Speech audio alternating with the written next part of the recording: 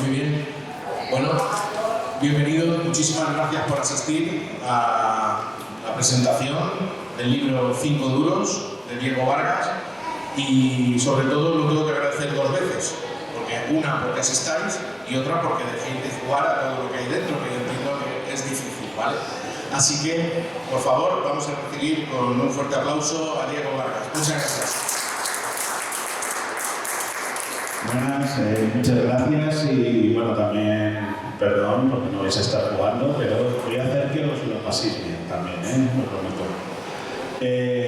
Bueno, ya lo he dicho, soy Diego Vargas, de hecho soy gamer, lo primero, lo que llevo jugando toda la vida, padre porque soy padre desde 2016 y mente creativa constante y pérfida, diría también, según algunos.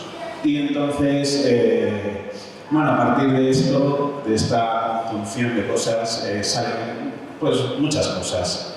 Primero quiero hablar de esto, que es una noticia bastante curiosa, que tiene que ver con todo lo que voy a hablar, que es que en 2009 se reconoce al videojuego como cultura y que se busca el reconocimiento, el respaldo a una industria cultural pujante y también dinámica que tiene mucho que ver con nuevas tecnologías, que yo diría que absolutamente todo, no solo algo que ver, totalmente, con los avances que ha habido aquí desde 1983 con permiso de los arcades, pero también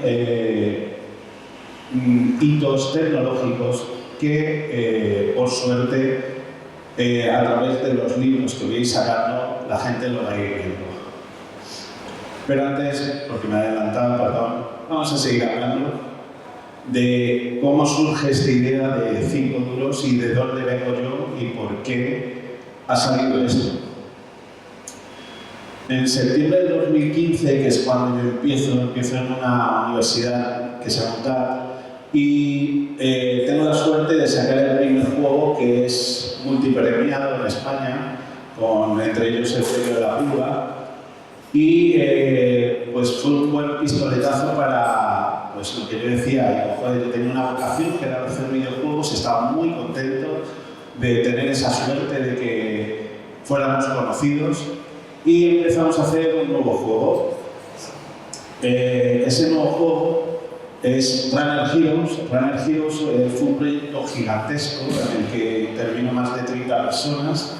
Estuvimos alrededor de 4 años en el desarrollo y podríamos haber dicho que hasta era un AA hecho en España. Ya no por la cantidad de gente que estuvo, sino por la calidad que le dimos al juego. La pena de todo esto es que este juego justo sale cuando comienza la pandemia. Con lo cual, todos los sueños que teníamos cada uno de los que habíamos hecho este desarrollo pues se fueron al traste y bueno, fue una pena porque cada uno de los del equipo que teníamos mucho talento fuimos a diversos trabajos. En concreto yo volví a recaer en lo que era publicidad y me fui a Ceuta a hacer una grabación de lo que era la valla perimétrica de ahí. Pero claro, estábamos en pandemia, o sea que era ir a hacerlo de la valla perimétrica y pasar todo el día en el hotel. Por suerte tenía Netflix. Entonces hablaba con mi mujer todos los días, porque estaba más aburrido que... Yo decía, oye, ¿qué estás viendo? Entonces de repente un día me dice, oye, por casualidad, ¿has visto esto? Y dije, ¿y eso qué es? Ah, pues es un documental de videojuegos súper chulo. Digo, espera, ¿tú has mirado un documental de videojuegos? Sí, pero mira lo que te va a encantar. Y yo, ya, pero ¿lo has visto entero? Y dice, sí. Bueno, y ya esto para mí fue una gran incógnita porque decía, bueno, si lo he visto entero es que algo tiene. Algo hay detrás ahí. ¿Cuál es la gran incógnita de lo que hay detrás para que ella lo hubiera visto? Porque aparte de jugar al Tetris y poco más, pues... Y efectivamente, veo High Score y lo que tenía era que era un producto muy abierto. Tocaba con pinzas lo que eran instantes del videojuego, desde el Space Invaders, el Pac-Man, pero muy fácil de ver, muy dinámico, muy visual. Y termino encantado. Dije, uy, joder, por fin han hecho algo que llega a la gente, no solo que va a la gente que hemos jugado a videojuegos. Y dije, está bien, pero joder, es que no han hecho nada como siempre, del 83 para adelante no hay nada. No está en Inglaterra, bueno, de hecho no estaba ni los juegos del Monkey Island, por ejemplo. Y se lo digo, joder, la verdad es que poca visión. No hablaba de la época de oro de aquí, de España, que en ese momento dije esa frase, ¿sabes? Y me dice, bueno, no hay problema. Digo, ¿cómo que no hay problema? Y dice, sí, hazlo tú. Digo, ¿cómo que lo haga yo? Y dice, tío, hazlo tú, has tenido la idea, ponte a trabajar y lo haces tú. Claro, y como estaba en el hotel, estaba más aburrido que... Digo, bueno, pues voy a ver primero las posibilidades de hacer algo así. Entonces, una de las cosas que averiguo es que en el 2023 se iban a cumplir 40 años de la historia del juego doméstico español. En concreto, no con la salida de la pulga, sino con el éxito de la pulga. Porque la pulga llega a ser número 1 en listas de Inglaterra, cuando aquí en España nadie se da cuenta de ese hecho. Entonces ya por ahí ya me empecé a interesar y empecé a comprarme libros para documentarme un poco, porque ya digo que había hecho videojuegos, pero no tenía ni idea de la historia del videojuego. Y empiezo a documentarme. Claro, cuando me empiezo a documentar, empiezo a ver que los libros están muy bien. Algunos eran entrevistas, pero eran entrevistas acortadas para todo el mundo. Otros eran narraciones de gente que había vivido esa época con nostalgia y que contaban una historia. Pero yo no quería hacer eso. Yo lo que quería era documentar la historia. Y para documentar la historia, desde mi punto de vista, necesitaba las voces de los autores. Y eso ya era otra historia, porque era muy complicado. Y sobre todo desde la tele. Entonces, bueno, de repente encuentro esto. Entre las cosas que estaba buscando, encuentro esta historia que se llama Bubabú, un hito de la historia del software español, que lo había escrito un tal Paco Portalo. Y yo, ¿y este quién es? Entonces, Paco Portalo decía que él había hecho la pulga, y yo, pero la pulga no la ha hecho Paco Suárez. Entonces él empezaba a hablar de que él había hecho la introducción, había hecho la interfaz, había hecho incluso la historia. Y yo, uy, pero si este hombre no le conoce a nadie. Y, lo mejor de todo, tenía un correo electrónico. Cosa que hice, escribirle y, sorpresa, me contestó, yo creo que a los 2 días. Y seguíamos en pandemia, claro está. Y me dice que sí, que está muy interesado, que cuando quiera que le puedo ir a ver. Entre otras, bueno, estaba intentando contactar con Paco Pastor, sí, el de Fórmula Quinta, porque había estado en Herbe, a Paco Suárez, que era complicadísimo, pero no lo más complicado, José Luis Domínguez. Eso era una montaña rusa de problemas tras problemas, entre otros por lo que estábamos hablando. El COVID te frenaba todo. Entonces, claro, y yo me presentaba con un órgano que no veas, porque decía, hola, ¿qué tal? Estoy haciendo un documental sobre la historia del videojuego en España, ¿quieres participar? Y dice, ¿tú quién eres? Y yo siempre decía lo mismo, yo hago videojuegos en España, ¿qué tal? Mira, me llamo Diego y es para ver si a ti te gustaría participar. Y realmente decían que sí, y yo, uy, qué bien. Entonces, el cámara casualmente su padre, que bueno, esto no viene a cuento, pero su padre había sido el cámara del partido de Malta y trabajaba en televisión española y dice, oye, vamos a ir a ver a mi padre y nos va a dar un pase para poder ir a grabar a Paco Portalo a Badajoz. Y así comienza lo que es el rodaje de lo que iba a ser en ese momento el proyecto que se iba a llamar Presestar. Aquí estamos los tres que nos vamos a Badajoz. Y,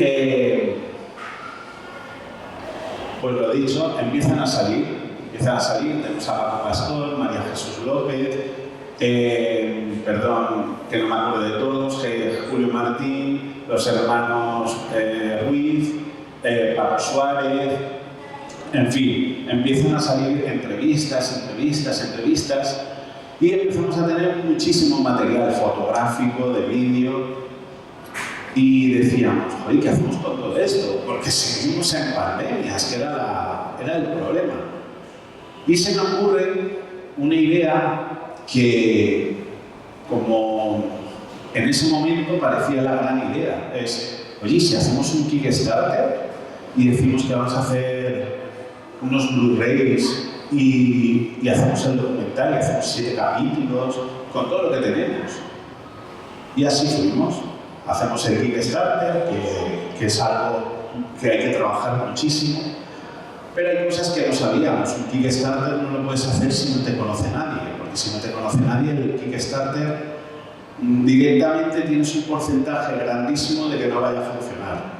Pero teníamos fe de que teníamos un producto que estaba teniendo una repercusión, porque eso sí era verdad, en redes había días que era brutal, toda la gente que estaba hablando sobre el proyecto, empezamos a salir en muchísimos medios. Y bueno, vais a ver ahora, y diría que en exclusiva, uno de los trailers que hicimos para Kickstarter.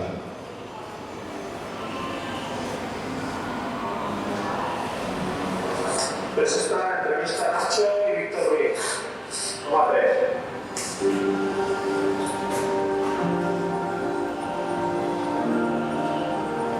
No había dado demasiada importancia al público, pero resulta que fue la pública que tuvo toda la atracción. Bueno, yo diría que en eso, pues quizás se me dio una primera oportunidad de hacer algo un poco más ambicioso en el software nacional, porque ahí se llegó a juntar mucha gente muy buena. Bueno, quiero hacer un videojuego y dejarlo. Eso fue el día que me obligué a hacer un videojuego, me dijo, y es que va a ser el único videojuego. Así que tiene que ser cojonudo. En España, tremenda, o bajaban los precios o no sabíamos qué iba a pasar en un futuro. Pero soy la universidad que nada, luego de que los que acaba siendo fichado por él. Que el país que más dinero les daba de toda Europa era España, en royalties. O sea, es decir, pasamos a ser el número 1 en ventas. Una aventura de texto pues tiene que dar una ambientación, la ambientación te la da el texto que estás leyendo. No puedes tener descripciones de 3 palabras. Y es algo así. El Fernando Martín y el Desperado, precisamente yo creo que son los únicos videojuegos que tienen pantalla de caracterizada. Y fue la primera vez que se hizo. Pero no se veía entonces, en todo lo que veíamos, porque podías salir cenando en bares de copas de fútbol y en cualquier lado. Dentro de nuestro mundo, de nuestro videojuego, Pues como tendrá razones, no tiene la proyección mediática de otra cosa. Si no, la historia de la Nación de Comando, pues toda la leyenda que hay alrededor de Comando sería mítica. yo siempre digo que en el 2, es lo que pasaba, en el 2 los jugadores que juegan a una misión pueden hablar de una misión distinta como una jugada distinta y es complicado la idea para el mundo. Y eso se buscaba de los. Al final solemos decir que es 50% creatividad y 50% trabajo. Una necesitador, siempre. Fueron muchos años de trabajo. Yo creo que todo el estudio que hacía en la idea fundamental del proyecto, la gente cómo lo estuvimos ejecutando, y fue de verdad pues demoledor. El impacto que yo creo que además tuvo en el estudio es una tecnología. Una tecnología ha ido avanzando, los equipos se han ido haciendo más potentes, el lenguaje se ha ido depurando, se han ido consiguiendo cada vez herramientas narrativas más potentes. Tiene muchísimas ventajas, yo creo que va a invertir para hacer que la industria sea cada vez más, es que no solo más grande, más sana, más fuerte, más todo.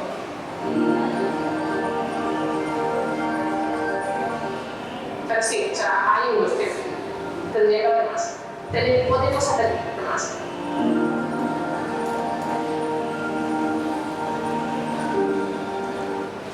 Bueno, pues es un batacazo brutal. El tema del Kickstarter nos sale por muchas razones. Una de las que he dicho es que no teníamos público, y el público que teníamos objetivo en ese momento no estaba dispuesto a pagar lo que estábamos metiendo de regalías en lo que era el documental. Con lo cual,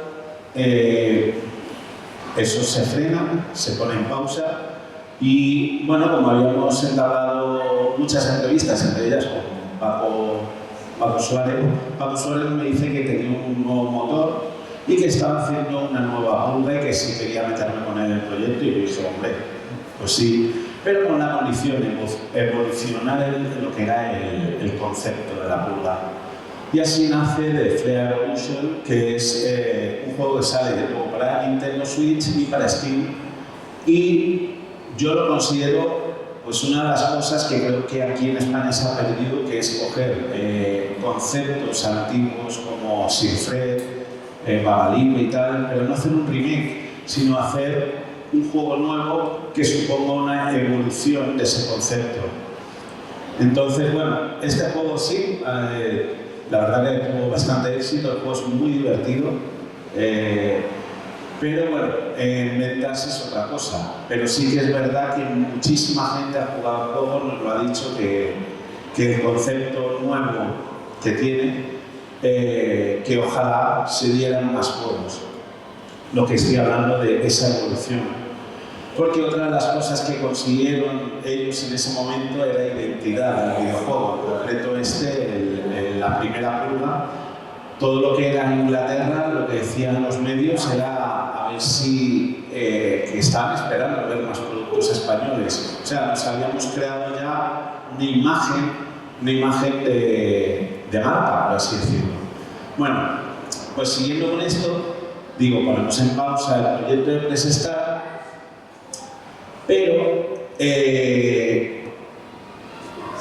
algo pasó al año y le dije a un colega, que es a Dani Mateo, que está conmigo ahí en la foto, que me voy a poner a hacer el documental yo solo. O sea, no sé, me entró una locura ahí. Y dije, me voy a empezar a montar todos los capítulos con todo el material que tenemos, y en el Big Festival de diciembre de 2022, en concreto, presentamos el piloto ante muchísima gente, que fue una sorpresa, fue emocionante. Y bueno, presentamos lo que iba a ser el primer piloto de la serie, que bueno, os voy a dejar un minipillo para que veáis de qué trataba.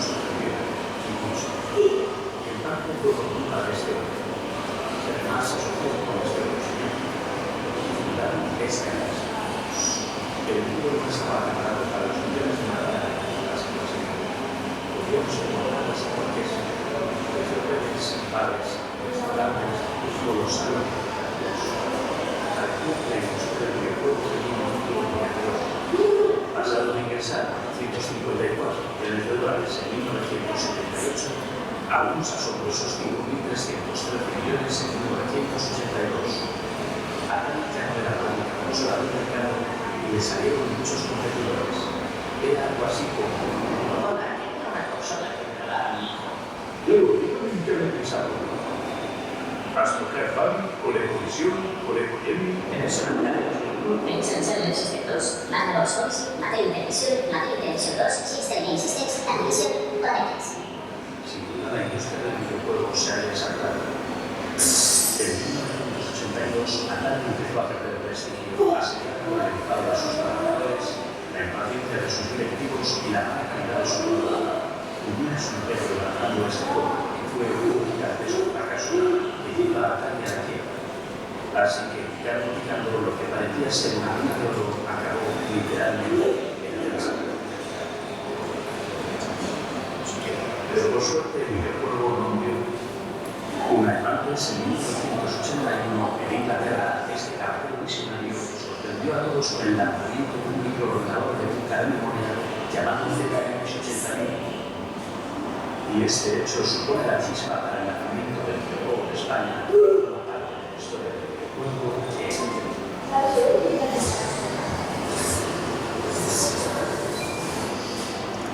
Bueno, pues esto es la última vez que se sabe algo de PressStar, porque a partir de aquí decido paralizar el proyecto, porque al final yo también era consecuente. Yo no era profesional de montaje de vídeo, tenía una buena idea, tenía una intención, pero bueno, lo habéis visto. Parece que es un producto, pero realmente no llegaba a las cotas de lo que desde mi punto de vista tenía que llegar a ser este producto. O sea, tenía que tener más calidad, tenía que tener muchas cosas que para mí eran carencias. Y a partir de ahí, se abandonó. De hecho, cuando salimos de la presentación del vídeo, claro, me decía, ay, queremos ver más, y yo estaba como, no puedo ver más. Entonces, game over, se acabó. Y se acabó, de verdad. Entonces, ¿cómo son las cosas? Porque al final son así. Un día, el tal Dani se va de cena con unos amigos y entre esos amigos había una persona de iVoox. Y él se puso a hablar pues, de lo que habíamos presentado en diciembre, de todo el material que teníamos, y el de iVoox dijo, hostia, ¿por qué no lo hacéis en podcast? Él dice, podcast, bueno, no sé, y coge y va y me lo cuenta. Claro, yo me quedo como, yo no había escuchado un podcast en mi vida cuando me lo dijo. Hice un podcast, y digo, joder, tío, un podcast. Digo, pero es que yo no sé narrar, o sea, no me veo narrando. Digo, y tú, bueno, tú has narrado el vídeo y tal, pero bueno, tendríamos que todo el rato estábamos igual. Tiene que ser otra persona la que narre, y no sé si tienes toda la razón, tiene que ser otra persona. Y dije, bueno, déjame que lo piense. Y él seguía dándole vueltas y me pasa esta idea, que es Saludos Cordiales. Saludos Cordiales es un documental sobre, sobre la historia del programa deportivo. Me pasa un capítulo y dice, escúchate esto porque a lo mejor te parece que va por el camino de lo que vamos a hacer, porque aquí no hay narrador. Hija, ¿no? Y entonces me lo escucho y efectivamente estaban haciendo un documental sobre la historia del fútbol. Y dije, uy, esto sí me encaja, porque si nosotros no estamos, pues como en un podcast habitual, opinando, etcétera, pero si le damos ese toque de conducir a la gente a lo largo de la historia, eso parece buena idea. Entonces comenzamos a darle lo que era la forma, porque queríamos darle primero la forma, que esto tardamos alrededor de 3 meses. La forma era primero meter a la gente dentro de la ubicación en el tiempo, o sea, si era, porque íbamos a contar toda la historia cronológicamente. Entonces el primer año, pues si era 1981, ¿qué había pasado en 1981? Vale, pues en un pitch de 3 minutos te voy a meter como en una máquina del tiempo y cuando termines, ¡puash!, ya estás metido en el programa. Y funcionó. En 1981 pues pasó esta película, esta canción, este hecho histórico. Y luego empezaba el programa. Me acuerdo que a mí me emocionó porque estaba hablando de ya no solo de Sinclair, pero salen haciendo la retransmisión del partido de Malta y con los gritos de que habían metido un gol. Y dije, ostras, funciona muy bien. Pero, ¿qué pasó? Que la persona de Evox que nos había prometido que íbamos a ser originals, que nos iban a dar cobertura, desapareció. Desapareció y teníamos una fecha de estreno. Y le dije a Dani, bueno, pues lo estrenamos. Ahí no me gustó porque ya tenía el precedente del juego de Runner Heroes, que no habíamos tenido cobertura ni nada, salió el juego y fue, pues nadie lo conocía. Y dije, joder, otra vez va a pasar lo mismo, vamos a sacarlo y como no tenemos cobertura, se va a perder. Pero pasó algo que no contábamos, y es que funcionó. Funcionó y nos dio alas para seguir grabando programas, porque de repente, ¿por qué funcionó? Funcionó por el boca a boca. La gente empezó a decir, ¿has escuchado esto? Y de repente por muchos canales que tenía la gente a través de los medios, empezaron a decir, oye, ¿has escuchado de 5 duros? Oye, ¿has escuchado de 5 duros? Y de repente me llegaba uno, hola, ¿qué tal? Te llamo de 5 duros. Y yo, sí, es que quiero que me entrevistes. Ah, ¿y tú eres? Yo soy un pirata. Coño. Y sí, metimos un pirata en el podcast. Y tuvimos suerte porque Dani también me presentó a una persona que era la que llevaba una productora, y esa productora, que era Impala, nos empezó a dar pues, medios para grabar. Y bueno, ahí fue la explosión. Tenía alrededor de, bueno, todas las semanas copadas de entrevista, y había días que tenía hasta 2 personas, que era una locura, porque teníamos que ir de un sitio a otro y empezamos a documentar. Y luego con lo que pasaba en ese momento. La primera temporada eran 2 capítulos al mes. Eso luego ya no pudimos seguir haciéndolo porque era una locura. Pero, ¿qué pasó? Que fue un éxito brutal, porque no teníamos, no teníamos ayuda. Y de repente nos metimos en un número 1 en Spotify. En un momento, no fue todo el rato, pero llegamos a ser número 1. De hecho, cuando me llegó el mensaje de Spotify, dije, venga ya. Digo, ahora actualmente creo que estamos los 10º en Evox. Ese año terminamos el año con 30.000 escuchas, y ya con la segunda temporada, que también iba a ser otro reto porque íbamos a seguir avanzando, pero queríamos dar historias, contar historias que fueran ya no cronológicamente, pero sí un poco respetando lo que era el tiempo. Si volvíamos a hablar de la pulga, o si íbamos como ahora que estamos hablando de la historia de comandos, no se ponía primero comandos y luego la pulga, y eso lo estábamos manteniendo. A día de hoy ya creo que hemos superado las 70.000, y este hecho, sobre todo aquí en el primer año, porque conseguir 30.000 nosotros seguíamos en la ignorancia, no sabíamos si era mucho, era poco. Claro, porque yo veía a Iker Jiménez y tenía 1 millón y algo, pero esto es mucho. Lo nuestro es un poco. Entonces, pero no, era mucho. Y llamamos la atención de Dolmen. Dolmen quiere reunirse con nosotros y nos dice en la reunión que sí, que quieren el libro. Claro, ya habíamos saltado de un documental que había sido luego un podcast, y había que haber convertido todo eso que habíamos hecho a un podcast, y ahora el podcast había que convertirlo en un libro. Era una reinvención constante y un reto constante, porque justo cuando me lo dijeron fue lo primero que dije, digo, pero el formato no puede desaparecer, tiene que ser lo que era el podcast, que son ellos hablando, entrevistas entrecruzadas, que es lo que para mí era cómo contar la historia de verdad. Y bueno, en esto tiene culpa en gran parte Dolmen, porque cogió ese reto también y le dio forma. Empezando por una de las cosas, que es la portada. La portada la trabajé yo con un artista, bueno, conocido en redes, pero no es conocido dentro del circuito de editoriales. Y le puse el reto, pues como lo que dije en la vulva, hacer una evolución.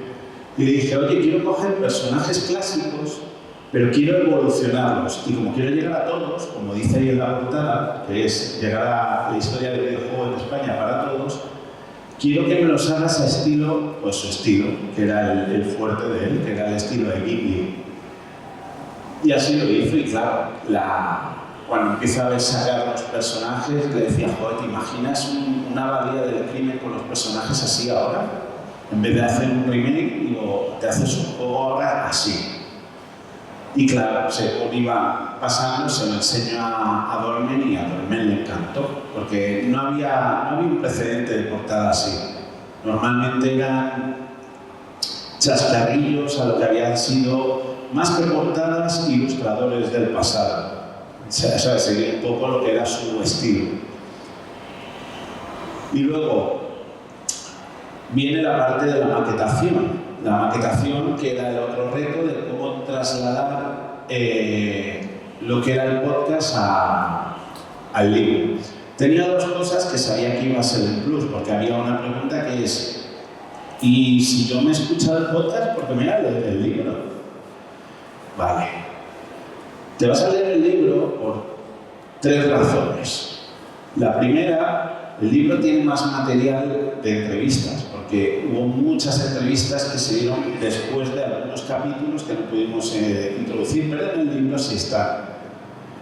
Tenemos lo más importante, el material. Todos ellos, gracias a la confianza del trabajo que estamos haciendo, se han volcado a darnos material, en este caso, en el primer libro, en exclusiva, y en el libro 2, que ya adelanto, es brutal todo el material que nos han dado, que van a hacer del libro algo realmente único. Entonces, bueno, aquí lo que vemos es, en concreto, vemos a José Oriol, que tuve la suerte, no voy a decir de hacer la última entrevista porque no lo sé, pero sí sé que hablé con él 2 días antes de que falleciera. Y bueno, tiene una dedicatoria en el libro, nos pasaron, bueno, tiene una dedicatoria muy bonita, metemos una foto de él de bebé con su madre, y la verdad que me llamó la atención porque con él y con Paco Portal hice las primeras entrevistas. Y él sabió mucho porque, de hecho, a él le conocí por Paco Portal, porque me dijo, ¿vas a entrevistar a Ventamatic? ¿No? Y yo, ¿a quién? Y digo, ¿qué es Ventamatic? Oye, Ventamatic es con lo que yo empecé a programar, porque era una revista que nos llegaba y era sobre el ZX, y yo, joder, qué interesante. Y claro, cuando lo conozco, resulta que este señor era un universitario que no quería estudiar, y dice, pues me voy a traer los ZX81 y se los vendo a mis amigos, y como tuvo éxito, dijo, venga, y ahora me hago una revistilla, porque era un fanzine hecho a mano, y ese fanzine hecho a mano se distribuyó, pues como el boca a boca del podcast, por toda España, y llegó hasta los de la pulga. Y luego tenemos aquí al amigo en Namas, que es el pirata, que es otra persona que se ha hecho bastante popular en el podcast. Pues lo sé por los comentarios de todo y creo que es también porque al final la figura del pirata es la más reconocida porque somos todos. Todos hemos pirateado. Y claro, cuando él te habla y dices, oye, yo he hecho eso, ¿sabes? Entonces yo solo dije, cuando empecé, digo, tío, te vas a hacer famoso sin sacar tu nombre por todas las cosas que estás contando. Y efectivamente. Y volverá en el volumen 2.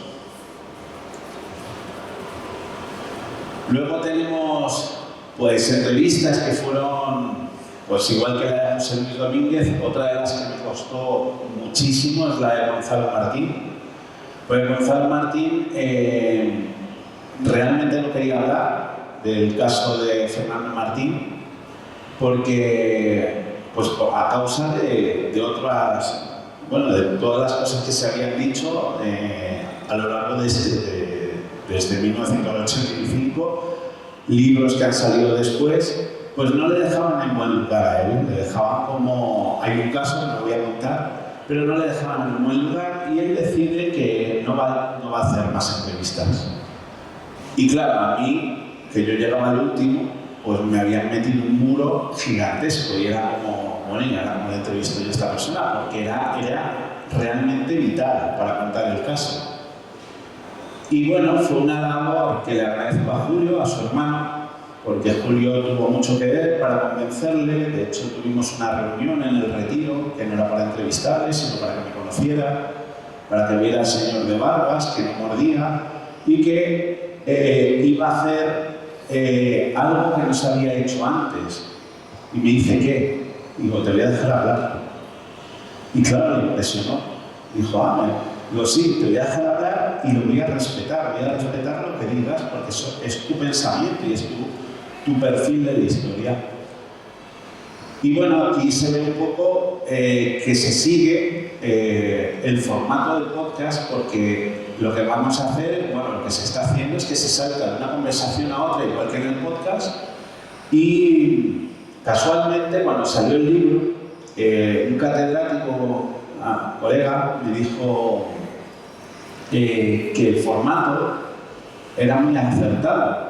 Era muy acertado porque realmente estaba demostrado que un libro a partir de entrevistas tenía una percepción y un aprendizaje muchísimo más rápido que cualquier tipo de novela.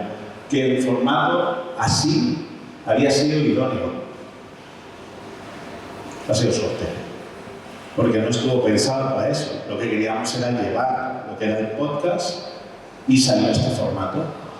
Que por otro lado está muy bien, es un formato único que se va a repetir a lo largo de los volúmenes y que también le dan esa...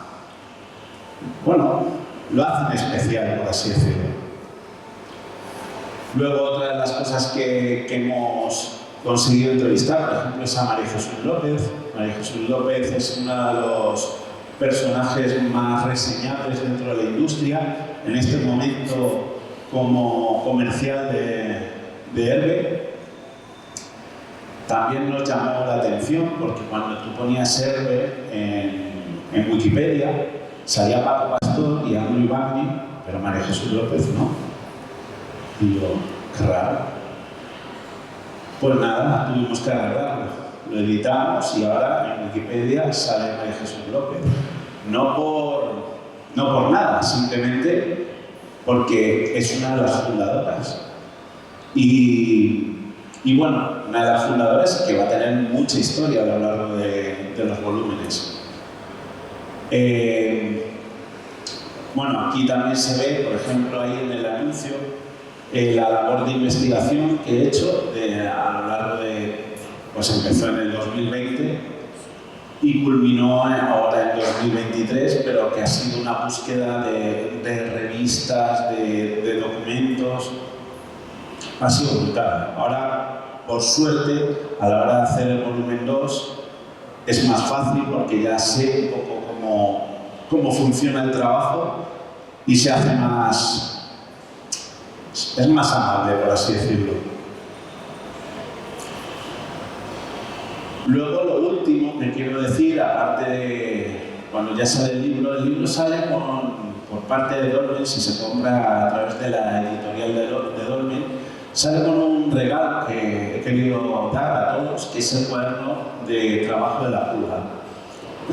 El cuaderno de trabajo de la pulga es algo que me llegó a mí a casa por parte de Pedro Ruiz y me dice que voy a recibir algo que cree que me va a gustar. Claro, cuando llego a casa y saco del sobre este cuadernito que no era nada, digo, ¿qué es esto? Y cuando lo abro, digo, no es verdad. Digo, ¿de verdad existe un cuaderno de trabajo de la pulga? Un trabajo de hojas milimetradas, donde se ve dónde se trabajaba el píxel del personaje, del pájaro. Pero ya no solo eso, hay descartes, hay código de cómo calculaban el salto, están las partituras de de la música, de la parte de Commodore. Sin duda, bueno, aparte de ser algo para mí histórico, creo que fue el mejor regalo de salida que podíamos dar en este primer número. Lo único que para adquirir ese cuaderno hay que hacerlo a través de la editorial de Dolmen y bueno, solo decir al final de todo esto que aunque veáis ahí el libro, yo soy autor, sí, efectivamente, pero realmente yo soy el conductor de todas estas historias. Aquí los protagonistas son ellos, en este libro en concreto, más de 30 personas que participan y hay que tener en cuenta que esa es la diferencia de este libro con respecto a todo lo que hay. Este libro es para todo el mundo, no es para la gente que le gustan los videojuegos, es para que se abra de una vez por todas y que no se pierda el valor histórico y la gente que ha estado detrás y que ha hecho feliz a mucha gente, efectivamente, con los videojuegos, pero que después de 40 años me parece muy triste que todavía al videojuego no se le considere cultura y a esta gente no se la considere, en muchos casos, héroes. Así que, lo dicho, muchas gracias. Os dejo aquí 2 escaneos por si queréis hacer un pedido para el cuaderno de la pulga, ¿vale? Y bueno, os dejo las redes también por si queréis seguirnos, porque en las redes estamos contando dónde vamos a ir en las próximas localizaciones y cuando salga el volumen 2, pues seguiremos dando noticias a través de ahí. Así que a todos, muchas gracias.